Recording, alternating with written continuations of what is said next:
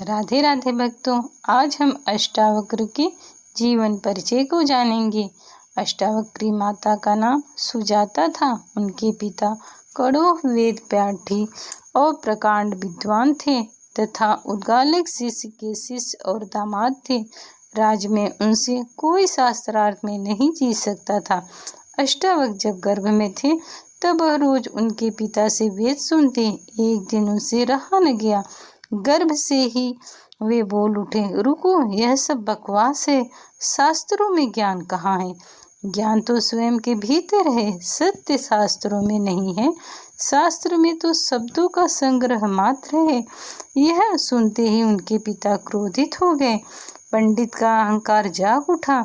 जो अभी गर्भ में ही है उसने उनके ज्ञान पर प्रश्न चिन्ह लगा दिया।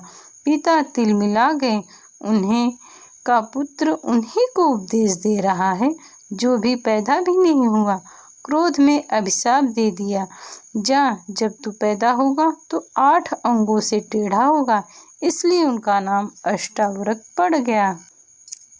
पिता ने क्रोध में शरीर को विक्षिप्त कर दिया। उन्हें जरा भी दया नहीं आई। ऐसे पिता के होने का क्या मूल्य जो अपने पुत्र को शाप दे दे। अष्टावक्र का कोई बहुत बड़ा अपराध नहीं था। उन्होंने तो अपना विचार प्रकट किया था। लेकिन इससे यह सिद्ध होता है कि लोग अपने अपने शास्त्रों के प्रति कितने कट्टर होते हैं। पिता के इस सब शाप के बावजूद अष्टावक्र पिता भक्त थे। जब वे 12 वर्ष के थे तब राज्य के राजा जनक ने विशाल शास्त्रार्थ सम्मेलन का आयोजन किया। सारे देश के प्रकांड पंडितों को निमंत्रण दिया। क्योंकि अष्टावक्र के पिता भी महान पंडित और शास्त्रज्ञ थे तो उन्हें भी विशेष आमंत्रित किया गया। जनक के आयोजन स्थल के समक्ष 1000 गायें बांध दी गई। गायों के सींगों पर सोना मढ़ दिया गया और गले में हीरे जवाहरात लटका दिए गए और कह दिया गया कि जो भी विवाद में जीतेगा वह ये गाय हाँक कर ले जाएगा। संध्या होते होते खबर आई कि अष्टावक्र के पिता हार रहे हैं। सबसे तो वे जीत चुके थे, लेकिन बंदी नामक एक पंडित से हारने की स्थिति में पहुंच गए थे। पिता के हारने की स्थिति तय हो चुकी थी। अब हारे कि तब हारे। यह समाचार सुनकर अष्टावक्र खेल की क्रीड़ा छोड़कर राजमहल पहुंच गए। अष्टावक्र भरी सभा में जाकर खड़े हो गए। उन्होंने 8 जगहों से टेढ़ा मेढ़ा शरीर और अजीबोगरीब चाल देखकर सारी सभा हंसने लगी। अष्टावक्र यह नजारा देखकर सभाजनों से भी ज्यादा जोर से खिलखिलाकर हंसे। जनक ने पूछा, सब हंसते हैं तो मैं समझ सकता हूँ, लेकिन बेटा तुम्हारे हंसने का क्या कारण है? अष्टावक्र ने कहा, मैं इसलिए हंस रहा हूँ कि इन चमारों की सभा में सत्य का निर्णय हो रहा है। आश्चर्य, ये चमार यहाँ क्या कर रहे हैं? सारी सभा में सन्नाटा छा गया। सब अवाक रह गए। राजा जनक खुद भी सन्न रह गए। उन्होंने बड़े संयत भाव से पूछा, चमार बेटा तुम्हारा क्या मतलब है?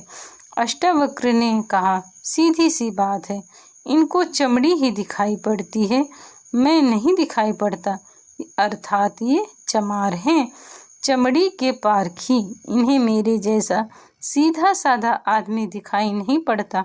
इनको मेरा आड़ा तिरछा शरीर दिखाई देता है।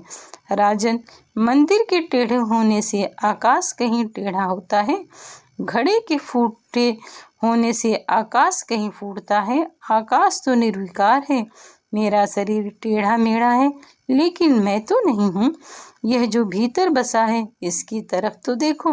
मेरे शरीर को देखकर जो हंसते हैं वे चमार नहीं तो क्या हैं? आप ही बताइए। यह सुनकर मिथिला देश के नरेश एवं भगवान राम के ससुर राजा जनक सन्न रह गए। जनक को अपराध बोध हुआ कि सब हंसे तो ठीक, लेकिन मैं भी इस बालक के शरीर को देखकर हंस दिया। राजा जनक के जीवन की यह सबसे बड़ी घटना थी। देश का सबसे बड़ा तामझाम, सबसे सुंदर गाय, सबसे महंगे हीरे जवाहरात, सबसे विद्वान पंडित और सारे संसार इस कार्यक्रम का समाचार और सिर्फ एक ही झटके में सब कुछ जनक को बहुत पश्चाताप हुआ। सभा भंग हो गई। रात भर राजा जनक सो नहीं सके। दूसरे दिन सम्राट जब घूमने निकले तो उन्हें वही बालक अष्टावक्र को खेलते हुए नजर आए। वे अपने घोड़े से उतरे और उस बालक के चरणों में गिर पड़े।